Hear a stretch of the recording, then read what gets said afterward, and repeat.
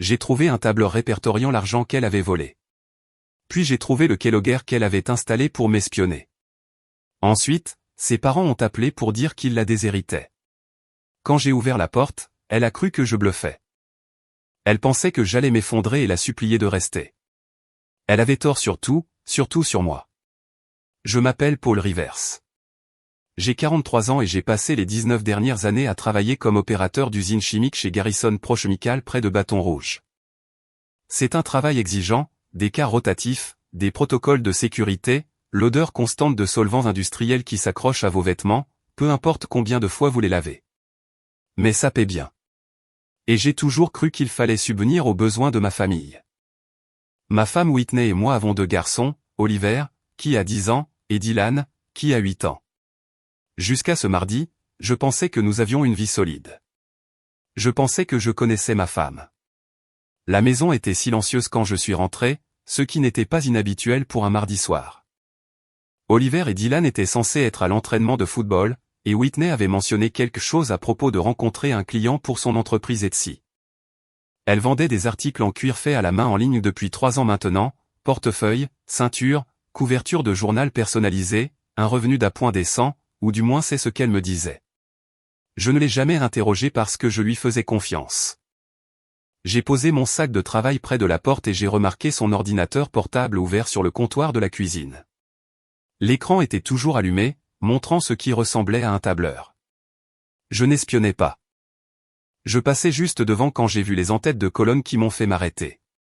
Date, montant, transfert Canada, initial. Les montants n'étaient pas petits. 1500 ici, 2000 là, 3500 il y a une semaine.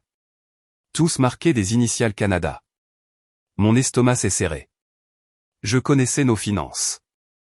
Nous avions des comptes conjoints, un prêt immobilier, des paiements de voiture, la configuration habituelle de la classe moyenne américaine. Mais ces chiffres, je n'avais jamais vu ces transactions. Je me suis assis et j'ai fait défiler. Le tableur remontait à près de 8 mois. Le total en bas m'a coupé le souffle. 47 300 $. Près de 50 000. Circulant à travers des comptes que je ne reconnaissais pas vers quelqu'un avec les initiales Canada. C'est à ce moment-là que j'ai entendu la porte du garage s'ouvrir. Whitney était rentrée plus tôt. J'ai fermé l'ordinateur portable avec précaution et je me suis levé, marchant vers le réfrigérateur comme si j'allais juste prendre un verre. Elle est entrée par le vestiaire, ses clés tintant, portant 2 sacs de courses de magasin qu'elle disait habituellement trop chers. « Salut mon amour », dit-elle joyeusement, ne me regardant pas tout à fait dans les yeux. « Je ne m'attendais pas à te voir rentrer si tôt. »« Mon quart de travail a fini plus tôt », répondis-je, gardant ma voix stable. « Comment s'est passée ta journée ?» Whitney a posé les sacs et a commencé à en sortir des articles. Nouvelles chaussures, marque de designer, un chemisier en soie, toujours emballé dans du papier de soie. Oh, tu sais, juste quelques courses. J'ai acheté quelques trucs. Elle a agité la main de manière désinvolte. Je voulais me faire plaisir. La boutique Etsy marche très bien ces derniers temps. J'ai hoché la tête lentement. C'est super. Les affaires doivent être florissantes si tu gagnes assez pour des virées shopping. Quelque chose a traversé son visage. Trop rapide à lire. Eh bien, ça a été un bon trimestre. J'ai un nouveau fournisseur qui m'a aidé à augmenter ma production. Ses tarifs sont meilleurs, donc mes marges se sont améliorées. Ses tarifs, ai-je répété. Ce fournisseur. Comment s'appelle-t-il? Le sourire de Whitney s'est figé. Juste une fraction. Quoi? Juste curieux, dis-je. Tu ne parles pas souvent de fournisseur. Je me suis dit que s'il aidait autant l'entreprise, je devrais savoir qui il est. Colin, dit-elle après un battement trop long. Colin Ashford. C'est un distributeur de cuir de Houston. Très professionnel. Colin Ashford. Canada. J'ai bu un verre d'eau pour cacher la fureur qui montait dans ma poitrine. Ça a l'air d'être une bonne connexion à avoir. Oui, dit Whitney, se détournant déjà. Je vais prendre une douche. Longue journée. Elle a quitté la cuisine et j'ai entendu ses pas dans les escaliers. Je suis resté là un long moment, fixant l'ordinateur portable, les sacs de courses, la vie que je pensais connaître. Puis je me suis approché, j'ai rouvert l'ordinateur portable et j'ai commencé à prendre des photos de ce tableur avec mon téléphone parce que j'avais appris quelque chose d'important en 19 ans de travail avec des produits chimiques dangereux. Quand on repère une fuite, on ne l'ignore pas. On documente tout avant que ça n'explose à la figure. Je n'ai pas confronté Whitney ce soir-là. Au lieu de cela, j'ai fait ce que j'ai appris à faire à l'usine chimique quand quelque chose ne va pas. Je recueille plus de données. Pendant qu'elle était sous la douche, j'ai examiné son ordinateur portable plus attentivement, copiant des fichiers sur une clé USB que je gardais dans mon sac de travail, relevés bancaires, emails, photos qu'elle avait sauvegardées dans le cloud, tout. Ce que j'ai trouvé au cours des 2 heures suivantes a fait paraître ces 47 000 $ comme de la petite monnaie. Whitney n'avait pas seulement travaillé avec Colin Ashford comme fournisseur de cuir. Elle avait transféré de l'argent de notre compte d'épargne conjoint. De petites sommes au début, 300 $ ici, 500 $ là. Toujours juste en dessous du seuil de 1 000 $ qui déclencherait des notifications bancaires automatiques à mon email. Sur 11 mois, elle avait déplacé 72 000 $. Mon héritage de la police d'assurance vie de mon père que j'avais déposé il y a 2 ans spécifiquement pour le fonds universitaire des garçons, mais ça s'est aggravé. Les emails entre Whitney et Colin n'étaient pas professionnels. Ils étaient intimes, détaillés, des séances de planification de leur avenir ensemble. Whitney utilisait l'entreprise Etsy comme couverture, rencontrant Colin 3 fois par semaine dans une propriété de location à Mandeville. Elle l'aidait à blanchir de l'argent de son entreprise réelle, qui s'est avérée être une opération de revente de voitures haut de gamme avec des sources douteuses. Je suis resté dans la chambre d'amis jusqu'à minuit, lisant chaque mot, prenant des captures d'écran de chaque transaction. Mes mains étaient stables. Ma respiration était calme. J'avais travaillé avec des produits chimiques toxiques assez longtemps pour savoir que la panique vous tue. Vous suivez la procédure. Vous documentez tout. Vous vous protégez d'abord. Whitney est venue me chercher vers minuit 30, vêtue de la nuisette en soie qu'elle gardait pour les occasions spéciales. Paul, appela-t-elle doucement, ouvrant la porte de la chambre d'amis. Pourquoi es-tu ici? J'ai levé les yeux de mon téléphone où je venais de finir de m'envoyer le dernier lot de preuves par email. J'ai trouvé quelque chose d'intéressant sur ton ordinateur portable plus tôt, dis-je tranquillement. Son visage n'a pas changé, mais j'ai vu ses doigts se crisper sur le cadre de la porte. De quoi parles-tu? Le tableur, répondis-je, me levant lentement. Celui qui répertorie 47 000 $ allant à quelqu'un avec les initiales Canada. Tu veux me dire de quoi il s'agit? L'expression de Whitney a traversé plusieurs émotions en succession rapide. Surprise, calcul, puis quelque chose comme de la défiance. Tu as fouillé mon ordinateur. Tu as volé l'argent du fonds universitaire de nos fils, dis-je d'une voix toujours égale. 72 000 $. Whitney, sur 11 mois. De petits transferts. Tu pensais que je ne le remarquerais pas. Elle est devenue pâle. J'allais le rembourser. Avec quel argent, demandai-je. L'argent que tu gagnes en aidant Colin Ashford à blanchir de l'argent sale via de fausses ventes Etsy. La bouche de Whitney s'est ouverte puis refermée. Elle a reculé d'un pas dans le couloir. Tu ne comprends pas la situation. Alors aide-moi à comprendre, dis-je en marchant vers elle. Aide-moi à comprendre comment ma femme depuis 19 ans a volé ses propres enfants pour financer une liaison avec un criminel. Parce que c'est ce qu'il est, n'est-ce pas? Je l'ai recherché. Colin Ashford a 2 arrestations antérieures pour recel de biens volés. Ce n'est pas comme ça, dit Whitney, sa voix montant légèrement. Il essaie de construire quelque chose de légitime. Il a juste besoin de capital pour faire la transition de son entreprise. Je l'aidais. Avec notre argent, dis-je. De l'argent destiné à l'éducation d'Oliver et Dylan. De l'argent que mon père a laissé parce qu'il voulait que ses petits-fils aient des opportunités que lui n'avait pas eues. Le visage de Whitney s'est durci. Ton père est mort, Paul. Et tu es marié à ton travail depuis des années. Colin me fait me sentir vivante.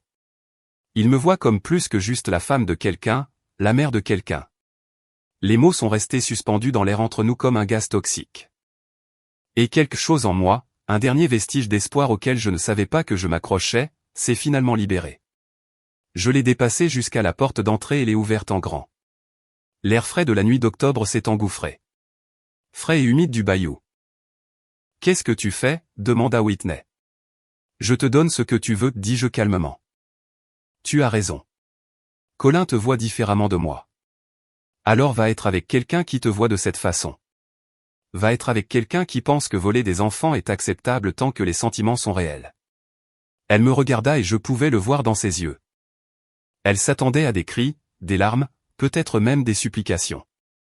Elle s'attendait à ce que je me batte pour elle comme je l'avais toujours fait. 20 secondes de silence passèrent.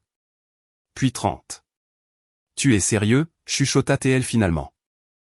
Je n'ai jamais été plus sérieux de ma vie, répondis-je. Sors par cette porte, Whitney. J'en ai fini. Son visage passa du choc à la panique en un instant. Elle avait parié sur mon amour inconditionnel, sur ma faiblesse à la laisser partir. Elle avait eu tort. Whitney est partie cette nuit-là, mais elle n'est pas allée loin. J'ai regardé depuis la fenêtre d'en haut sa voiture rester dans l'allée pendant 20 minutes, sa silhouette visible sur le siège du conducteur, probablement en train d'appeler Colin, probablement en train de raconter une histoire sur son mari déraisonnable. Finalement, elle est partie et je suis retourné au travail. Pas un travail émotionnel, un travail pratique. Le genre qui vous garde en vie quand tout le reste s'effondre. J'ai appelé mon frère Dane à minuit. Il a répondu à la deuxième sonnerie, la voix rauque de sommeil. Paul, qu'est-ce qui ne va pas? J'ai besoin que tu viennes demain matin, dis-je, tôt, avant que les garçons ne se réveillent, et apporte ton ordinateur portable, celui que tu utilises pour le travail informatique. Dane est resté silencieux un instant. Il travaillait dans la sécurité des réseaux depuis 15 ans. C'était le type que les entreprises appelaient quand elles suspectaient un vol d'employés ou un espionnage industriel. Que as-tu trouvé? Tout, répondis-je. Et j'ai besoin de m'assurer que j'ai des copies de tout avant que Whitney ne réalise ce que j'ai. Il était chez moi à 6 heures du matin, portant une mallette pleine d'équipements que je ne comprenais pas, mais en qui j'avais entièrement confiance. Nous nous sommes assis dans mon bureau à domicile pendant que les garçons dormaient à l'étage, et je lui ai montré ce que j'avais découvert, les virements bancaires, les emails, les photos que Whitney avait eu l'imprudence de sauvegarder dans le cloud. Les registres commerciaux de Colin Ashford qu'elle avait sauvegardés sur son ordinateur portable, probablement à des fins de fraude fiscale. Le visage de Dane s'est assombri à chaque fichier que j'ouvrais. Jésus, Paul, ce n'est pas juste une liaison. Elle l'a aidé à commettre des crimes financiers. Je sais, dis-je. C'est pourquoi j'ai besoin que tu m'aides à le préserver correctement. Si cela va en justice, j'ai besoin que tout soit documenté de manière légalement admissible. Dane a sorti un petit disque externe. Nous allons créer une copie forensique de tout son disque dur. Horodater tout. Maintenir la chaîne de garde. Tu devrais peut-être envisager de déposer une plainte auprès de la police concernant l'argent qu'elle a pris de ton compte. Pas encore, dis-je. D'abord, je dois protéger les garçons. M'assurer qu'elle ne peut les emmener nulle part pendant que je construis le dossier. C'est alors que Dane a dit quelque chose qui a tout changé. As-tu vérifié ton propre ordinateur? Ton email professionnel? J'ai froncé les sourcils. Pourquoi aurais-je besoin de le faire? Parce que si elle est assez paranoïaque pour cacher de l'argent et aider son petit ami à blanchir de l'argent, elle est assez paranoïaque pour te surveiller, répondit Dane.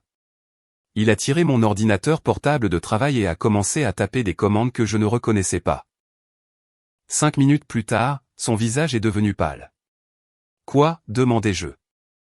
Elle a un logiciel de Keylogger sur ta machine depuis au moins 8 mois, dit Dane tranquillement. Du matériel de qualité professionnelle. Le genre qui capture chaque frappe, chaque mot de passe, chaque site web que tu visites. Paul, elle a lu tes emails, tes mots de passe bancaires, tout. La pièce a légèrement basculé. Mes emails professionnels, tout. Dane a répété.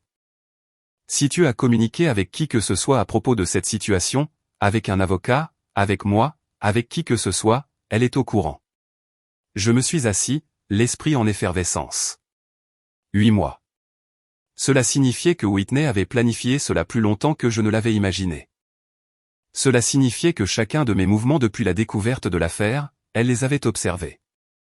Chaque recherche Google sur les avocats en divorce, chaque SMS à Dane.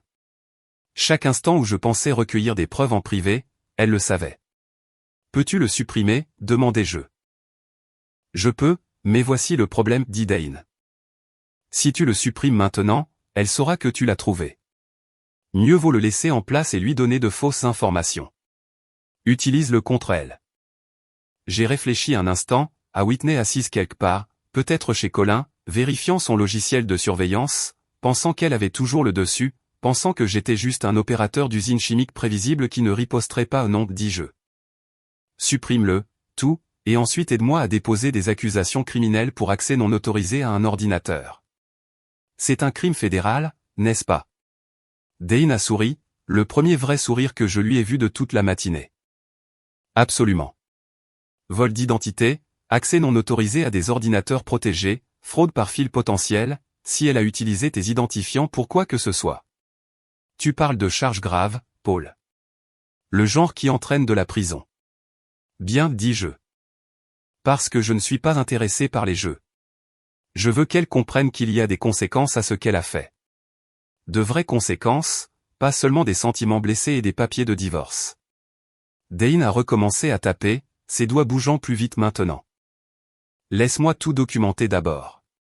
Capture d'écran, journaux, le package forensique complet. Ensuite, nous nettoierons ton système, et tu pourras décider comment tu veux procéder. Pendant qu'il travaillait, je suis descendu et j'ai fait du café, regardant le lever du soleil à travers la fenêtre de la cuisine. Oliver et Dylan se réveilleraient bientôt, demandant où était leur mère, se demandant pourquoi papa avait l'air si fatigué. Je devrais leur dire quelque chose, une version de la vérité qui ne les détruirait pas complètement. Mais d'abord, je devais m'assurer que Whitney ne pouvait rien détruire d'autre. Oliver m'a trouvé dans la cuisine vers 7h30, toujours dans son pyjama dinosaure, les cheveux dressés dans 3 directions. Papa, où est maman? Je me suis détourné de la cafetière et je me suis agenouillé à sa hauteur. Elle est ailleurs pour un petit moment, mon grand. Nous avons eu un désaccord. Le visage d'Oliver, si semblable au mien à cet âge, s'est plissé d'inquiétude. Vous allez divorcer? La question a frappé plus fort que je ne l'avais prévu. Je ne sais pas encore, dis-je honnêtement. Mais quoi qu'il arrive, ce n'est pas de ta faute ni de celle de Dylan. C'est entre ta maman et moi. Oliver s'est mordu la lèvre, puis a jeté un coup d'œil vers les escaliers comme s'il vérifiait que nous étions seuls. Papa, je dois te montrer quelque chose. Mais tu ne peux pas dire à maman que je te l'ai dit. Quelque chose dans sa voix m'a serré la poitrine. Qu'est-ce que c'est? Il a couru à l'étage et est revenu avec un vieil iPad que nous lui avions donné il y a 2 ans lorsque nous avions mis à niveau vers des modèles plus récents. Il l'a ouvert, a navigué jusqu'à l'application photo, et me l'a tendu. L'écran montrait une photo de Whitney et Colin Ashford assis dans un box de restaurant, son bras autour de ses épaules, sa tête appuyée contre lui. Le horodatage indiquait que c'était d'il y a 4 mois. Il y a plus, chuchota Oliver. Dylan et moi, nous savions que quelque chose n'allait pas. Maman ne cessait de mentir sur l'endroit où elle allait, alors nous avons commencé à documenter des choses. Il a fait défiler les photos. Whitney montant dans une voiture inconnue sur le parking d'un supermarché. La main de Colin visible sur le volant. Un autre cliché d'eux entrant dans un hôtel pris d'en face avec un zoom maximal. Une photo de l'écran du téléphone de Whitney montrant des messages textes. Photographié quand elle l'avait laissé sans surveillance sur le comptoir de la cuisine. Oliver, dis-je, ma voix à peine stable. Depuis combien de temps fais-tu ça? Depuis juillet, dit-il. J'ai entendu maman au téléphone un soir dire des choses qui semblaient étranges. Elle disait à quelqu'un qu'elle l'aimait. Mais tu étais juste en bas. Alors Dylan et moi avons décidé de comprendre ce qui se passait. Nous pensions que nous pourrions peut-être arranger les choses avant que tu ne le découvres. J'ai serré mon fils dans mes bras, le sentant trembler légèrement contre ma poitrine. 10 ans et il portait ce poids depuis des mois. Tu as bien fait de me le dire, mais mon grand, ce n'était pas ton travail de réparer. Ce n'était jamais quelque chose dont tu aurais dû t'inquiéter. On va s'en sortir, demanda Oliver, sa voix étouffée contre mon épaule. Oui, dis-je fermement. On va s'en sortir. Je te le promets. Dylan est apparu dans l'embrasure de la porte, 8 ans et l'air d'avoir pleuré. Est-ce qu'Oli te raconte les photos? Oui, dis-je, tendant la main pour tirer Dylan dans l'étreinte, aussi. Vous êtes courageux, les garçons. Plus courageux que vous n'auriez dû l'être. Il y a des vidéos aussi, dit Dylan doucement. Sur mon ancien téléphone, celui qui n'a plus de service. Maman ne savait pas que je l'utilisais toujours pour enregistrer des choses. Je les ai regardés tous les deux. Ces 2 enfants qui essayaient de protéger leur famille pendant que leur mère la déchirait. Puis-je voir tout ce que vous avez? Ils ont hoché la tête et ont couru chercher l'ancien téléphone de Dylan. Ce qu'ils m'ont montré au cours de l'heure suivante était méthodique, approfondi et absolument déchirant. Des enregistrements vocaux de Whitney parlant à Colin au téléphone, capturés quand elle pensait être seule dans la maison. Des photos d'elle rentrant tard avec des reçus de restaurants qu'elle prétendait être des réunions d'affaires Etsy. Même une courte vidéo de Whitney et Colin s'embrassant sur un parking, filmée depuis le siège arrière de notre voiture quand les garçons s'y étaient cachés pendant l'une de ces réunions de clients. Mes fils avaient construit un meilleur dossier contre leur mère que la plupart des détectives privés n'auraient pu le faire, et ils l'avaient fait parce qu'ils aimaient leur famille assez pour essayer de la sauver. Quand Dane est descendu et a vu ce que les garçons avaient collecté, il a juste secoué la tête d'étonnement. Paul, avec cette preuve et ce que nous avons tiré de l'ordinateur de Whitney, tu as un dossier en béton pour le divorce, pour la garde, pour les crimes financiers, tout. J'ai regardé Oliver et Dylan. Comprenez-vous ce que cela signifie? Si nous utilisons cela au tribunal, tout le monde saura ce que votre mère a fait. Ça pourrait être difficile. Oliver a redressé ses épaules, l'air plus âgé que son âge. Nous savons, papa, mais nous voulons rester avec toi, et nous ne voulons pas qu'elle prenne tout notre argent universitaire pour son petit ami. Oui, ajouta Dylan, cet argent venait de grand-père. C'est censé être pour nous. J'ai senti quelque chose se briser et se reformer dans ma poitrine. La fierté, peut-être. Ou la réalisation que mes fils avaient plus d'intégrité que leur mère n'en aurait jamais. D'accord, dis-je. Alors nous faisons cela correctement. Nous protégeons cette famille et nous nous assurons que la vérité éclate. 3 jours après le départ de Whitney, j'étais assis dans le bureau du docteur Patel à la clinique de santé au travail de Bâton Rouge, recevant des nouvelles que je redoutais depuis des mois. La toux persistante que j'avais ignorée, l'essoufflement que j'avais attribué au stress. L'oppression thoracique que j'avais imputée à la situation du divorce. Ils avaient tous un nom maintenant. Pneumonie chimique, dit le docteur Patel, montrant les radiographies sur un écran. Vos poumons montrent une inflammation significative compatible avec une exposition chronique aux solvants industriels. Depuis combien de temps ressentez-vous des symptômes? 6 mois, peut-être plus, ai-je admis. Je pensais que c'était juste des allergies. Paul, c'est grave, dit le docteur Patel, son ton ferme. Pas mortel si nous le traitons agressivement, mais vous devez être absent du travail pendant au moins 3 mois. Aucune exposition aux produits chimiques qui causent cela. Nous parlons de stéroïdes, de traitements respiratoires, d'une surveillance régulière, et honnêtement, vous pourriez avoir besoin d'envisager un changement de carrière. Une exposition continue pourrait entraîner des lésions pulmonaires permanentes. Je suis resté là, traitant cette information, 3 mois d'arrêt de travail, un éventuel changement de carrière, des factures médicales qui s'élèveraient probablement à 6 chiffres, même avec une assurance. Et au milieu d'un divorce où ma femme avait déjà volé 72 000 $ et prévoyait probablement de demander une pension alimentaire. Whitney est-elle au courant? Demanda le docteur Patel. Nous utilisions le même cabinet familial depuis des années. Il connaissait notre situation. Pas encore, dis-je. Nous sommes séparés. Elle est restée chez son petit ami. L'expression du docteur Patel s'assombrit. Je suis désolé d'entendre ça, mais Paul, vous devez lui dire. Cela affecte les arrangements de garde, la planification financière, tout. Je suis rentré chez moi en pensant au timing. Whitney finirait par apprendre mon diagnostic. Les relevés d'assurance le montreraient. La question était de savoir si je le lui disais maintenant ou si je la laissais le découvrir quand elle serait déjà servie avec les papiers du divorce. Cette décision m'a été enlevée quand je suis rentré et que j'ai trouvé la voiture de Whitney dans l'allée. Elle était assise sur les marches du porche et elle s'est levée quand je suis arrivé. Nous devons parler, dit-elle, marchant vers moi. Les garçons ont besoin de leur mère. Tu ne peux pas simplement me priver de leur vie parce que tu es en colère. Je ne te prive pas parce que je suis en colère, dis-je calmement, sortant le dossier médical de mon siège passager. Je les protège de quelqu'un qui a volé leur fonds universitaire pour financer une liaison avec un criminel. Le visage de Whitney rougit. Je t'ai dit que j'allais le rembourser. Avec quel argent, demandai-je. L'argent que tu gagnais en aidant Colin à blanchir des titres de voitures volés, ou comptais-tu voler plus de nos comptes? Tu ne comprends pas. Whitney commença, mais je la coupai. Non, toi tu ne comprends pas, dis-je. Je sors juste de chez le médecin. J'ai une pneumonie chimique. Une inflammation pulmonaire chronique due à 19 ans de travail dans cette usine pour subvenir aux besoins de cette famille.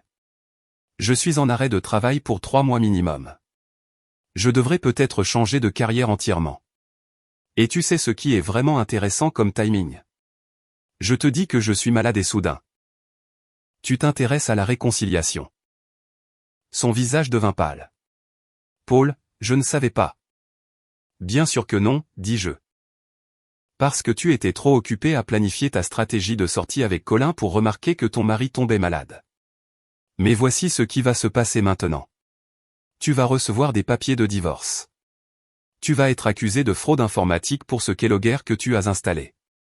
Et tu vas expliquer à un juge aux affaires familiales pourquoi tu penses mériter la garde des garçons que tu étais prête à voler. Tu me reproches tes problèmes de santé.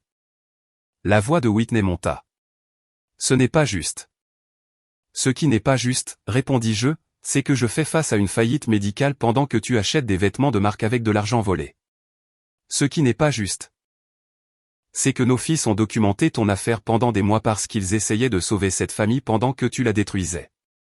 Ce qui n'est pas juste, c'est que tu pensais pouvoir surveiller mon ordinateur, contrôler ma vie, et que je ne le découvrirais jamais. Whitney recula d'un pas. Les garçons m'espionnaient? Les garçons se protégeaient, corrigeai-je, parce qu'ils sont plus intelligents que tu ne le pensais. Ils savaient que quelque chose n'allait pas. Ils savaient que tu mentais. Alors, ils ont collecté des preuves, des photos, des vidéos, des enregistrements. Tout ce que tu as fait avec Colin. Ils ont documenté. Le sang se vida complètement du visage de Whitney. Tu mens. Vraiment?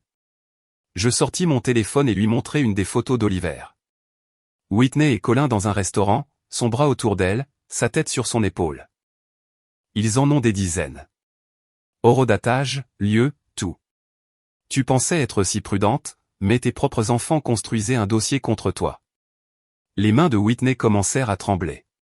Tu ne peux pas utiliser les garçons contre moi au tribunal. C'est de la manipulation.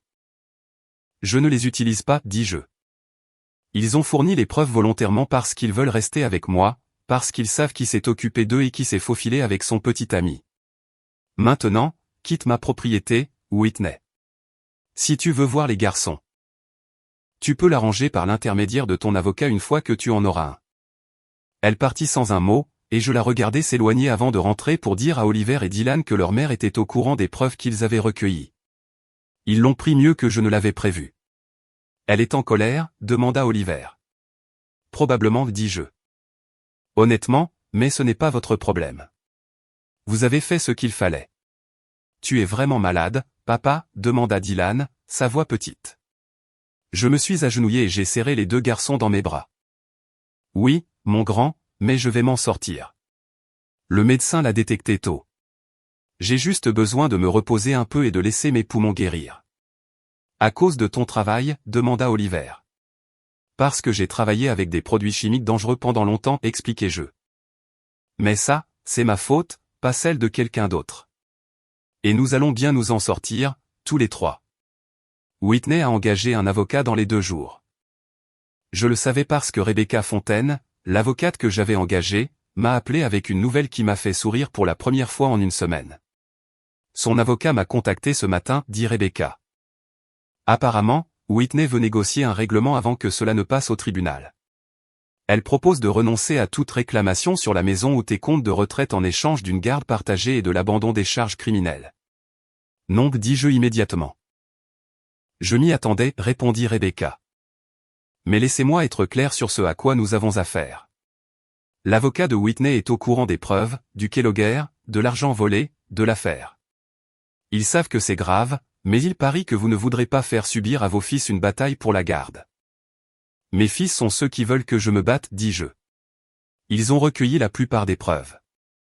Ils savent ce que leur mère a fait et ils veulent rester avec moi. Alors nous devons parler de la situation scolaire, dit Rebecca. J'ai reçu un appel ce matin de la directrice de l'école élémentaire Riverside. Apparemment, il y a eu un incident. Mon estomac se serra. Quel genre d'incident? Whitney s'est présentée à l'école hier après-midi, essayant de récupérer les garçons plus tôt. Le personnel du bureau lui a dit qu'elle avait besoin de votre permission puisque vous êtes répertorié comme contact principal pendant la séparation. Elle a fait une scène. A commencé à crier sur ses droits en tant que mère, a accusé le personnel de la séparer de ses enfants. La directrice a dû menacer d'appeler la police avant qu'elle ne parte. Je fermais les yeux. Les garçons ont-ils vu ça? Non, ils étaient en classe. Mais Paul, c'est exactement le genre de comportement qui nuit à son dossier de garde. Cela montre une instabilité, un mauvais jugement, une incapacité à suivre les procédures appropriées. J'ai déjà demandé une copie du rapport d'incident de l'école. Quoi d'autre, demandai-je parce que je pouvais entendre qu'il y en avait plus. La directrice a également mentionné que Whitney a été, et je cite ici, inappropriément familière avec des membres du personnel masculin. Il y a eu un incident au printemps dernier lors d'une conférence parents-professeurs où elle a fait des avances au professeur d'Oliver. Il l'a signalé à l'administration à l'époque, mais ils ont géré ça discrètement. Mes mains se crispèrent autour du téléphone. Elle a dragué le professeur de mon fils? Selon la documentation. Oui. Le professeur est marié. Il lui a fait comprendre qu'il n'était pas intéressé. Et Whitney a apparemment balayé cela d'un revers de main comme un malentendu. Mais la directrice dit que cela fait partie d'un schéma qu'ils ont observé. Whitney se portant volontaire pour des événements où des pères célibataires seraient présents. Faisant des commentaires que d'autres parents ont trouvés inappropriés, ce genre de choses. J'ai pensé à tous les événements scolaires que j'avais manqués à cause du travail. Toutes les fois où Whitney avait insisté pour s'occuper de la participation parentale parce que j'étais trop occupé. Avait-elle utilisé l'école de nos fils comme terrain de chasse? Rebecca, je veux que cette déclaration de la directrice soit documentée pour l'audience de garde. Si Whitney s'est comportée de manière inappropriée au sein de la communauté scolaire des garçons, le juge doit le savoir. Déjà fait, confirma Rebecca. Je travaille également à obtenir des déclarations d'autres parents. Apparemment, la nouvelle de ce qui s'est passé a circulé et plusieurs personnes se sont manifestées, disant qu'elles seraient prêtes à témoigner du comportement de Whitney. Si vite, demandai-je. Petite communauté, grand scandale, dit Rebecca. L'affaire de votre femme n'est plus vraiment un secret. Et le fait qu'elle ait volé dans le fonds universitaire de vos fils, c'est le genre de choses qui transforme les voisins en témoins. Les gens sont en colère en votre nom, Paul. Ils veulent t'aider. Et les accusations criminelles, demandai-je pour la fraude informatique. J'ai été en contact avec la division cybercriminalité du FBI, dit Rebecca. Ils sont intéressés. Très intéressé en fait. Apparemment, le logiciel Keylogger de votre femme est du genre qui nécessite une intention d'installation. Ce n'est pas quelque chose sur lequel vous cliquez accidentellement. Et le fait qu'elle ait surveillé vos comptes pendant 8 mois. Accéder à vos emails professionnels, à vos mots de passe bancaires, tout cela relève des lois fédérales sur la fraude informatique. Vont-ils poursuivre? Ils examinent les preuves compilées par Dane. Mais entre nous, oui, je pense qu'ils le feront.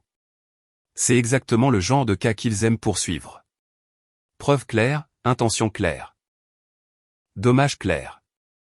Votre femme n'a pas seulement espionné. Elle a volé des informations financières. C'est une affaire sérieuse. J'ai senti quelque chose se relâcher dans ma poitrine. Bien, parce que je veux que Whitney comprenne que les actions ont des conséquences. De vraies conséquences. Elle commence à le comprendre, dit Rebecca. Son avocat a essayé d'utiliser votre diagnostic médical comme levier. Il a dit que vous auriez besoin de l'aide de Whitney pour gérer les garçons pendant votre convalescence. Que le tribunal de la famille verrait comme instable de leur refuser l'accès à leur mère pendant une crise de santé. Qu'est-ce que tu leur as dit? Rebecca a ri. Je leur ai dit que vos fils avaient déjà déclaré qu'ils ne voulaient pas vivre avec leur mère, que vous aviez un soutien familial de votre frère, et que le petit ami de Whitney, Colin Ashford, avait 2 condamnations pour recel de biens volés. J'ai peut-être aussi mentionné que nous serions heureux de discuter des arrangements de garde au tribunal où toutes les preuves deviendraient publiques. Et son avocat a raccroché. Rebecca a dit, je m'attends à ce qu'il revienne avec une meilleure offre bientôt, mais Paul, ne vous contentez de rien de moins que la garde principale. Vous avez les preuves. Vous avez les garçons de votre côté. Et vous avez une femme qui a commis des crimes fédéraux. C'est votre affaire à perdre. Je ne me contente de rien, dis-je. Whitney a fait ses choix. Maintenant, elle doit vivre avec. Les parents de Whitney sont arrivés à ma porte un dimanche après-midi, sans prévenir et l'air d'avoir vieilli de 10 ans depuis la dernière fois que je les avais vus. Gérald et Marianne Duham étaient des catholiques louisianais de la vieille école, du genre à aller à la messe tous les matins et à garder des chapelets dans chaque pièce de leur maison. Ils avaient toujours été gentils avec moi, quoique un peu réservés. Mais les regards sur leur visage maintenant contenaient quelque chose que je n'avais jamais vu auparavant. La honte. Paul, dit Gérald d'une voix raide. Pouvons-nous entrer? Je les ai laissés entrer dans le salon.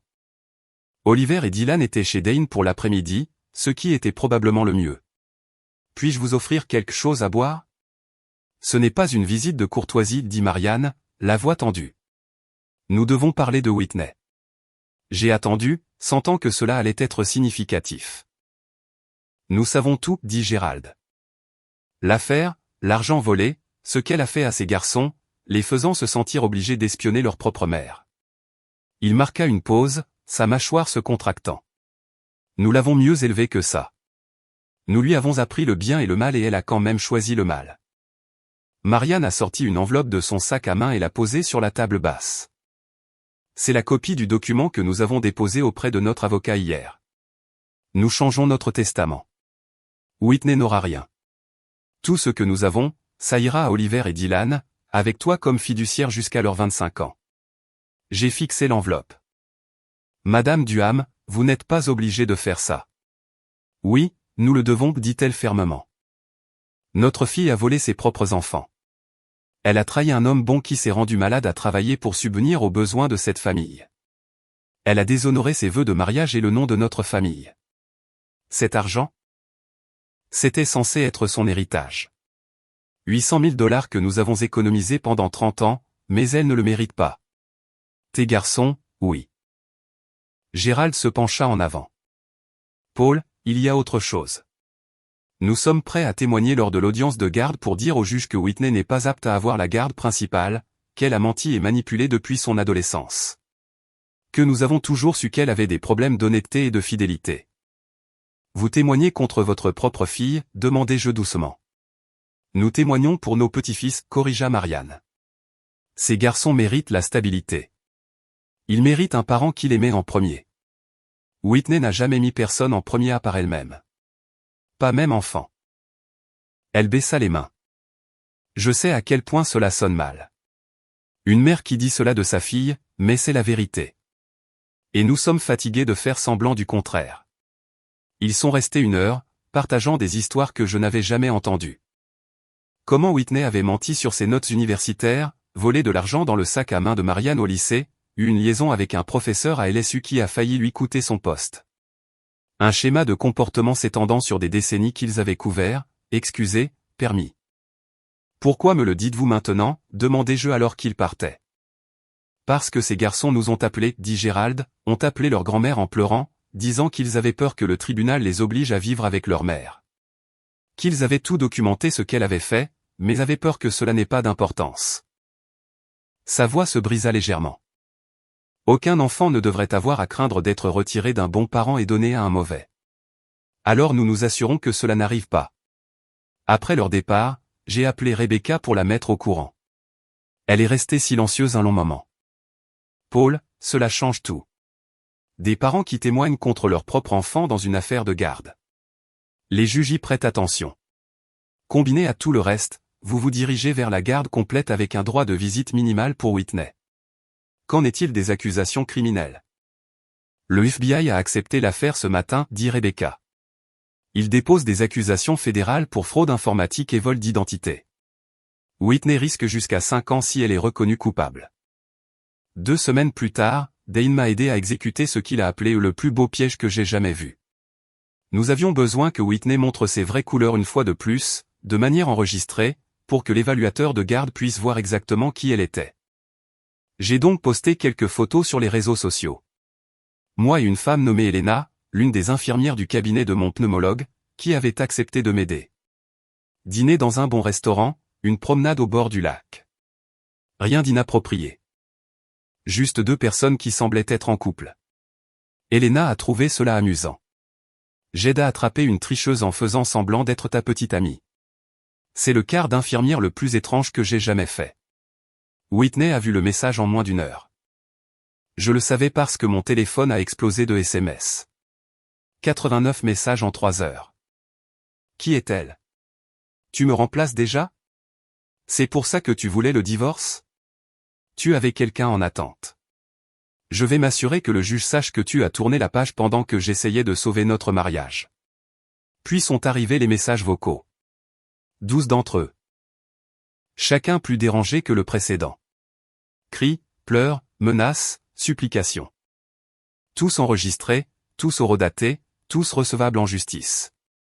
L'évaluateur de garde, le docteur Raymond Keyes, a écouté les enregistrements avec une expression de plus en plus sombre. Monsieur Rivers, votre femme a envoyé 89 messages textes en réponse à 3 photos sur les réseaux sociaux. C'est exact, dis-je. Et elle prétend que vous êtes instable. Le docteur Keyes a pris une note.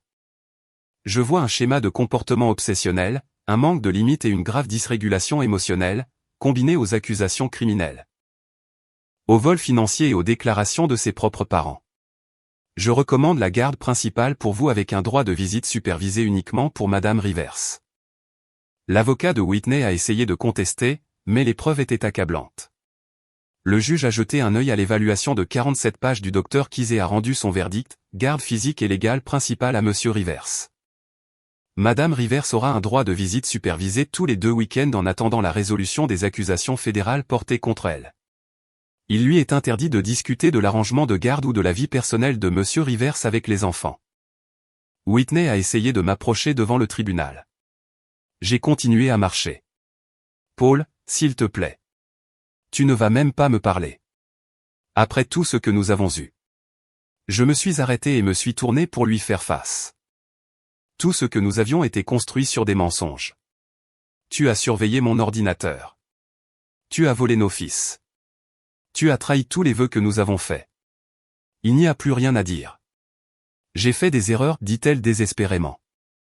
Mais tu me prends tout, mes enfants, mon héritage, ma liberté. Non, dis-je calmement. Tu t'es tout pris à toi-même. Je m'assure juste que tu ne puisses plus rien me prendre, ni au garçon. Son visage se tordit de rage.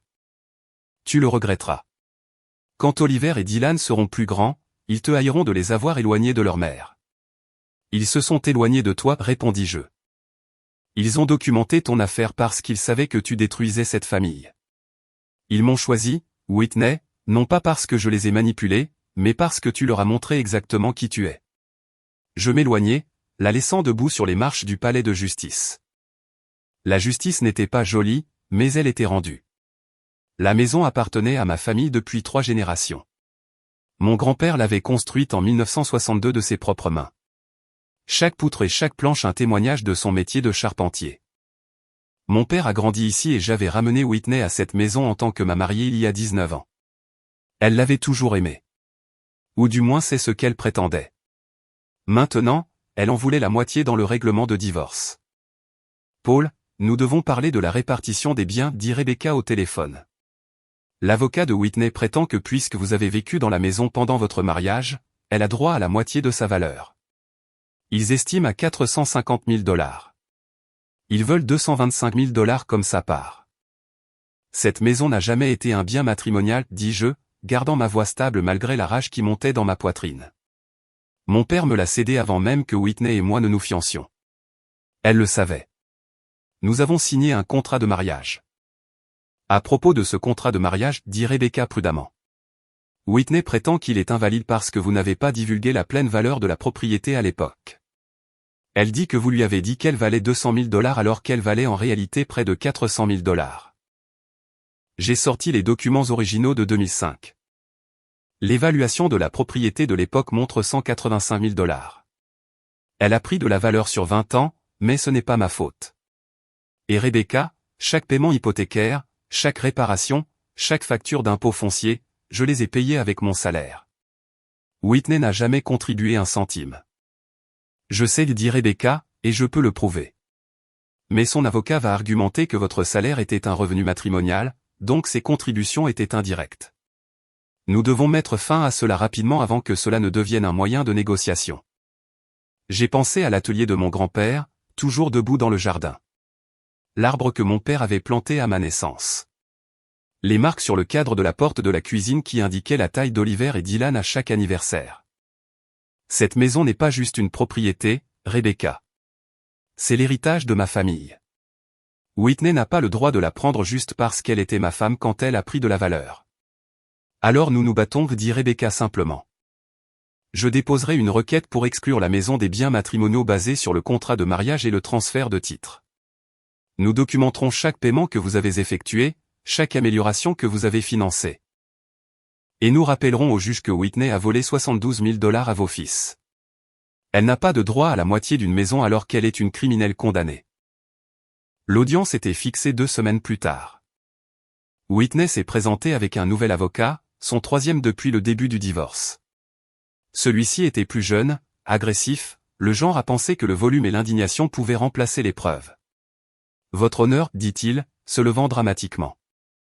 Monsieur Rivers tente de priver ma cliente de sa part légitime du domicile conjugal où elle a élevé 2 enfants et investi 19 ans de sa vie. Le contrat prénuptial est clairement déraisonnable compte tenu de l'appréciation massive de la valeur de la propriété survenue pendant le mariage. La juge Patricia Grant, qui présidait le tribunal de la famille depuis 23 ans, n'eut pas l'air impressionné. Conseiller, le contrat prénuptial stipule explicitement que la propriété au 847 Oakmont Drive reste un bien propre, quelle que soit son appréciation. Madame Rivers l'a signé volontairement, en présence de son propre avocat.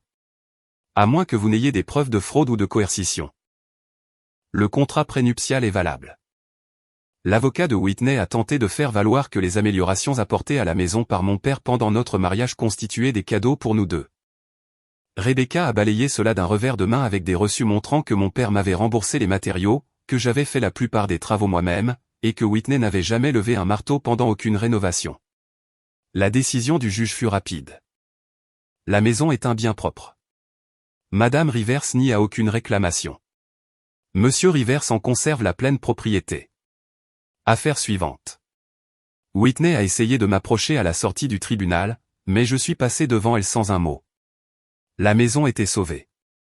L'héritage de mes fils était protégé. C'était tout ce qui comptait. 15 mois après ce mardi où tout s'est effondré, je me tenais dans ma cuisine, préparant le petit déjeuner pour Oliver et Dylan, regardant le soleil matinal inonder les fenêtres que j'avais nettoyées la veille. Mes poumons guérissaient lentement mais sûrement. Les traitements respiratoires avaient fonctionné et mon pneumologue disait que je pourrais peut-être retourner au travail sous une autre forme. Peut-être la formation ou la conformité en matière de sécurité ou l'exposition chimique n'était pas un facteur.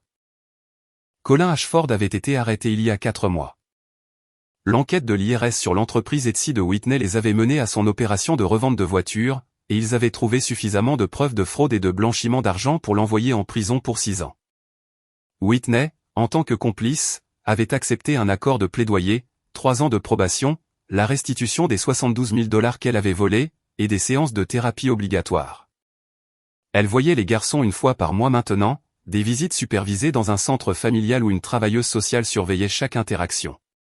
Oliver m'a dit qu'elle pleurait surtout et parlait de l'injustice de la situation. Dylan a dit qu'il la plaignait, mais qu'il ne voulait pas vivre avec elle.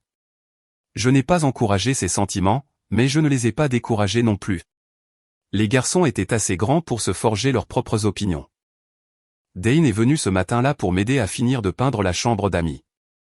Nous avions lentement rénové la maison, non pas tant pour effacer la présence de Whitney que pour la remplacer par quelque chose qui nous ressemblait. À moi et aux garçons. Tu vas bien, demanda Dane, me regardant travailler. Oui, dis-je, et je réalisais que c'était le cas. Pour la première fois depuis des années, j'avais l'impression de pouvoir respirer, littéralement et figurativement. Les garçons semblent bien aussi, observa Dane. Oliver a de nouveau été au tableau d'honneur. L'équipe de football de Dylan a gagné son tournoi. Ils sont résilients, dis-je. Plus forts que je ne le pensais. Cet après-midi-là, je me suis assis avec Oliver et Dylan et je leur ai parlé d'Elena. Vous vous souvenez de ces photos que j'ai postées il y a quelque temps avec cette femme? Ils ont hoché la tête, l'air méfiant. Ce n'était pas réel, dis-je honnêtement. C'était une infirmière de l'hôpital qui a accepté de m'aider à prouver quelque chose à votre mère. Je voulais qu'elle montre ses vraies couleurs au tribunal et ça a marché. Mais je dois vous dire que je ne sortais pas vraiment avec elle. Je ne suis sorti avec personne. Oliver fronça les sourcils. Alors tu as menti. J'ai mis en scène une situation, corrigez-je. Il y a une différence. Je n'ai menti sur rien d'important. J'ai juste laissé votre mère penser quelque chose qui a révélé qui elle était vraiment. Dylan y a réfléchi. Comme quand on a pris des photos d'elle avec Colin. Exactement comme ça, dis-je. Parfois, il faut documenter la vérité pour que les gens la croient. Tu vas sortir avec quelqu'un, demanda Oliver. Pour de vrai. Peut-être un jour, dis-je. Mais pour l'instant, ma priorité, c'est vous deux. M'assurer que vous êtes heureux, en bonne santé et en sécurité. Tout le reste peut attendre. Cette nuit-là, après que les garçons se soient endormis, je me suis assis sur le porche arrière avec une tasse de café, regardant les étoiles à travers les branches du chêne de mon père. J'ai pensé à l'homme que j'étais quand tout cela a commencé. L'homme qui avait ignoré les signes avant-coureurs parce qu'il voulait croire que sa femme l'aimait. Cet homme avait disparu, brûlé par la trahison et reconstruit par nécessité. L'homme que j'étais maintenant comprenait quelque chose que cet homme n'avait pas compris. L'amour sans intégrité n'est que performance. Whitney avait joué pendant 19 ans, et j'avais applaudi chaque acte. Mais mes fils avaient vu à travers tout cela, l'avaient documenté, avaient choisi la vérité plutôt que des mensonges confortables. Je ne haïssais plus Whitney. Je ne ressentais plus grand-chose pour elle, sauf une tristesse lointaine pour ce qui aurait pu être si elle avait été quelqu'un d'autre. Mais j'étais reconnaissant, d'une étrange manière, que cela se soit terminé quand cela s'est terminé. Avant que je n'ai perdu plus d'années. Avant que les garçons n'aient appris que rester dans une situation brisée était normal. Avant que j'aie oublié ce que cela faisait de se réveiller sans le poids de la tromperie de quelqu'un d'autre pesant sur ma poitrine. Oliver et Dylan méritaient mieux qu'un père qui acceptait la trahison comme le prix de la paix. Ils méritaient un père qui leur montrait que le respect de soi n'était pas facultatif. Que protéger sa famille signifiait parfois se tenir seul. Que ouvrir une porte pour que quelqu'un parte était plus digne que de le supplier de rester. Et je leur avais donné cela. Pas parfaitement peut-être, mais honnêtement, ce qui était plus que leur mère n'avait jamais réussi à faire. L'avenir s'étendait devant moi, incertain mais propre. Pas de mensonges cachés dans les téléphones. Pas d'argent disparaissant des comptes. Pas de prétendre que tout allait bien quand tout s'effondrait. Juste moi et mes garçons, construisant quelque chose de réel sur les fondations de la vérité qui valait plus que n'importe quel mariage construit sur le sable.